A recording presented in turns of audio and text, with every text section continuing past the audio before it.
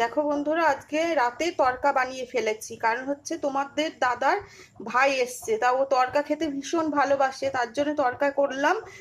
তোমার দাদাই বললো যে তড়কাটা ভালোবাসে, তড়কা করো। আর এই যে হাতে করা রুটি করেছি। আমি রুটি করি না বাড়িতে সচরাচর, কারণ হচ্ছে আমার রুটি করতে ভীষণ কুড়েমি লাগে। আর এই যে মিষ্টি, মিষ্টি ওই নিয়ে এসছে। আর বরুণ খাট দোকানের মিষ্টি, রানাঘাটের নাম করা। সবাই হয়তো জানো, যারা রানাঘাটে থাকো তারা অবশ্যই জানো। আর এই যে ও গেছিল হচ্ছে সিকিম ঘুরতে গেছিল, তা আমাদের জন্যে, মা আর মেয়ের জন্য এই যে আমার জন্য এইটা নিয়ে এসছে।